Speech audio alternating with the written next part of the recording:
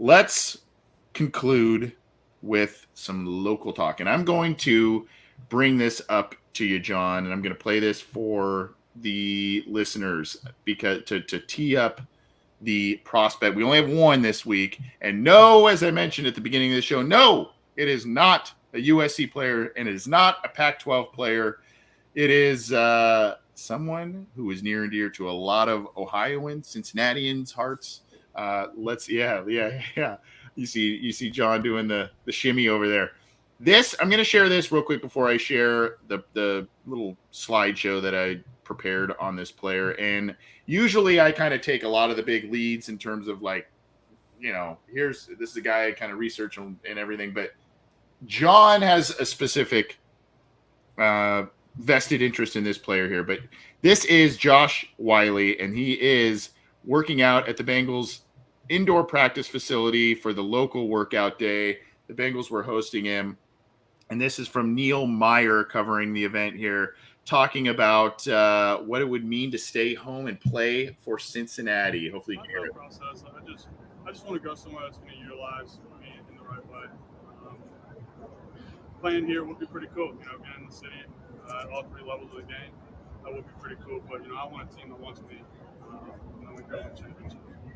He wants a team that wants him and wants a team that wants to go win some championships, in case you missed that last part. And playing for all three levels, meaning high school, college, and pro, would be cool. That is Josh Whyle, the University of Cincinnati tight end. Let's have a look-see, John, at our guy, your guy, Josh Whyle. I know everybody's like, Anthony, where is the University, the Bearcat love? And I decided to shine my gracious sunlight on the Bearcats this week. I don't know what that means, actually. But here is Josh Whyle, a guy that I know a lot of people like. And I watched more of him than I had previously. And I like this guy. I like him. I liked him before. I like him more now, obviously. And you look at the highlights and everything looks a little bit more gracious. And you see the big plays. We'll go through the height, weight, all that good stuff here. He is, John, 6'6", 248 was the recent weigh-in. A little bit of a concern here, 23, going to turn 24 in September. So he is older. He is a redshirt senior. He is, of course, from Cincinnati, Ohio. Long, lean, athletic, pass catcher, stretches the field. And I will say this later, yards after catch is what I noticed with this guy. Receptions, the numbers aren't eye-popping like you saw with a Kincaid. 88 catches in his career, 32 last year, 1,062 yards, 326 last year, 15 career touchdowns, which is a record by a tight end for the University of Cincinnati. Just 3 last year after 6 the year prior, though. 12.1 yards per catch. That's not really indicative of the yards after catch type of stuff. Just 10.2 last year. I think that's indicative of Ritter not being there last year. I didn't see any fumbles. Again, I keep looking in the same places, a couple of different sources, not seeing it. Did run a 4.69 40-yard dash. You see there, stretch the field. There he is right there. Mismatch, I believe, was on the outside here. Here's a nice, say it with me, John, yards after catch. This is so nostalgic, yes. Man. This is just bringing a smile to my face. Yeah, and here is nice little sliding, diving catch. Come back to the ball. Ritter, ill-advised going across the field, but whatever, it worked. There he is, working the seam. There he is on the outside, going up. Watch this. Yards after catch. And, of course, here, yards after catch for a touchdown. And there's one play that I really like. I think it's this. Is it this one? I believe it is. No, not this one. It's the next one, I think. Nice work across the middle there, though. And you can see here, nice little play out of the flat. Look at the gain he gets right here. It's just almost like a little shovel pass. And then you see here, nice across the middle, takes the hit, gets the first down. This is the one. Watch this one. No, not going to tackle me. Not going to wrap up well. I'll take it into the end zone. Yards after the catch. Here he is blocking. I slowed it down. He's on the back part there, kind of chip and let go. Here he is on the bottom part of your screen right there. Struggles with a pickup on the pass pro with the defensive back coming in. By the way, Alec Pierce highlights are just fun as hell. Here he is right here in the hole. Nice play on the run block. That is for a touchdown run that goes a long way there.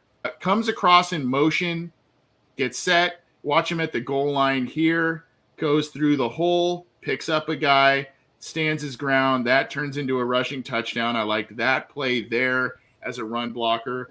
Here's the RAS, 8.94. So he scored well from Kentley Platts, a.k.a. Math Bomb. RAS score 8.94, including that nice metric on the height, over 6 feet, and the 4.69 40. Good running scores all around. Pretty good agility grades, pretty good explosion grades. So he is athletic. Yak, yak, yak.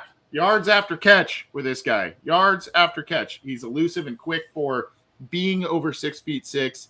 Age is a concern. How close is he to his ceiling as a pro? I think that's where a lot of teams are going to be concerned. I saw some flashes as the run blocker, some struggles in pass protection. I don't think a lot of teams will have him be doing much in pass pro anyway. Will he ever be a tight end 1? And that is where you have to struggle with, is he going to be, where's he going to be drafted? Is he a 3rd round guy? Is he a 4th round guy? 5th? Is he a 2nd round guy? I mean, you can make a case for a lot of different things with him based on what team you go with him. I still say probably middle rounds, probably somewhere in the 3rd to 5th round, depending. But he's a guy, John, I like the ability to stretch the field. I love the length. I love the height. I love the potential red zone mismatch. And I love the yards after catch from this guy. Athletic guy. I hate to say this, but if this specific team didn't pick up about 12 players at this position group last year, I could see this guy being a Baltimore Raven, a guy that they would use the hell out of. But since they invested so heavily in that position group last year, I don't see that happening. This is a guy that I think is a good player, a good middle rounds guy this year. I don't think you can ever count out the Ravens from adding to tight end. I don't think they're going to be satisfied until they have 20 of them. Maybe not.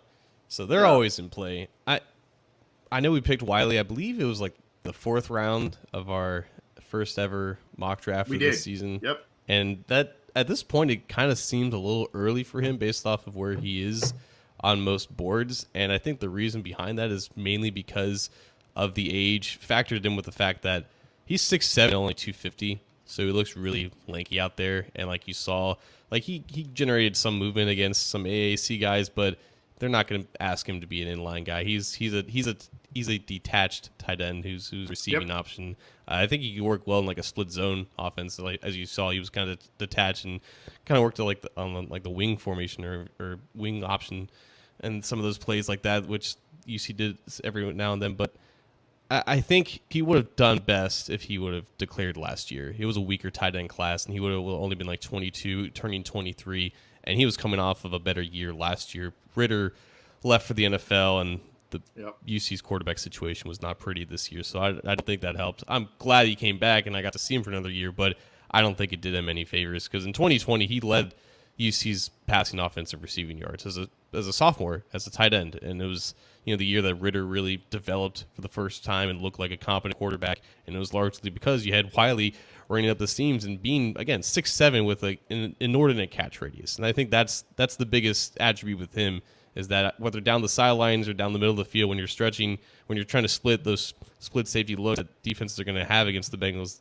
offense, you have Joe Burrow just dropping it over the middle, and just Whyle could just moss any cornerback or any safety or linebacker that's going up against him. Again, the physicality aspect I think is going to be a question. Like, he has the frame to add on some more muscle mass, but again, he's turning 24 this year, and in a deep tight end class, when you have just a ton of athletic guys who have produced a little bit more in their careers, I don't think that's going to do Whyle a lot of favors. I think the 5th, 6th round is probably where he ends up, but in the situation where the Bengals could double dip at tight end, going back around the second time, I could see the scenario where he ends up here, but I think that's probably his range. He probably cost himself, quite honestly. I mean, he had the 6 touchdown catches in 21, 3 this last year, a little bit of a dip in the receiving yards from year to year. I mean, not a big dip, but pretty big dip in terms of touchdown catches and everything like that. So you would have to say, like, he probably cost himself a round or two in terms of being drafted this year as opposed to coming out last year. So It stinks. I respect the decision for sure for him to come back, even though Ritter and company are gone. But here's the thing that if the Bengals are looking at this guy, here's what they need to figure out. They need to make the decision that is this. There are two things that are kind of at the top of my mind here. They need to make the decision, is Irv Smith going to be our tight end one? Are we committed to him being tight end one? And then you bring in a Whyle like this, and he's kind of the, like you said, slot guy. You can even play him out on the boundary in certain formations if you wanted to with that length, particularly in the red zone. Chain mover across the middle, that sort of thing. And he's your TE2. Or do you feel like with a little development, potentially bulking up, and you can maybe transition him into a few more blocking schemes, that sort of thing. You feel like you can coach him up into an eventual tight end one. I don't know that that's ever going to be the case with this guy. I think he's going to be a fun ancillary player, a fun secondary weapon at his position group for a team. And if you have a competent quarterback, if you have a competent offensive line, even if he is your second tight end, I still think he will at the next level be able to put up numbers because of his size and because of his length and his ability to gain yards after the catch. But I think, if you're the Cincinnati Bengals and you look at this guy, you have to say, can we coach him up, bulk him up even at 23, 24 years old and get him in there to block more? Or is he going to be a gadget guy? And do we feel that Irv Smith is going to be tight end one for us this year? And is that all going to be good enough for this offense? Right. And again, with him, I don't know how much you want him to gain in terms of muscle mass at the risk of losing some athleticism. But the sad reality with it is, like, you're right. Like, he's never going to be like, tight end is always really, wonky to kind of project because these guys end up going in the middle of the draft and then all of a sudden they're the best tight ends in the league. But I think we can safely say he's never going to be in the upper echelon of tight ends. And when you're second, third, fourth string, you're playing a lot of special teams and you're blocking a lot. And that's just going to be the reality for him for the early part of his career. And he has to get better at the ladder if he wants to potentially progress up the depth chart. But he already has the receiving abilities to make an NFL roster. I don't really worry about that. I think the best way for him to show that is probably in the red zone, just as like an extra tight end. And again, like some of these offenses that use an abundance of tight ends, like Miami, like it's just a lot of blocking. Unfortunately, it's a lot of dirty work, and he's going to have to just learn to deal with that and strengthen up it a little bit until his opportunity eventually comes. Because tight ends get banged up, and if he's in your reserves and you need a receiving option, I think he can find a niche role somewhere, but it might not be for years. Yeah, I mean, and just to kind of wrap a bow on it, I mean, I know he's a different build and maybe a different player than say like a Cameron Brate, but when you look at what Tom Brady was able to do with Gronk, and Brate was a guy who contributed, even though he was kind of the second tight end in that system, right? You see how the Ravens are able to sprinkle in all kinds of production from different tight ends. I know it's a different era, but you look at a guy who was a Mackey Award winner in college at the tight end position, Chase Kaufman. The Bengals drafted him. Long, athletic, great hands, could never translate to the pros. You know what I mean? And I know that he doesn't have quite the same pedigree as a Chase Kaufman. I know the NFL is different and a little bit more complex than it was in 2009, but Chase Kaufman couldn't beat out guys like J.P. Foshee, Tony Stewart, no offense to those guys, to get onto the field. Whereas, now you've got a separate set of questions with this guy. I still think that if the Bengals were to go with Whyle, I think he would probably still need to be a supplemental tight end draft pick, and maybe when that's their double dip guy if they did that in this year's class. Oh my God! I forgot Tony Stewart was also a football player and not just a NASCAR driver. Totally forgot Tony about Stewart. Him. Jesus. Yeah, he was huge. He was huge. There's my mic drop. Tony Stewart. Boom. There's my mic drop.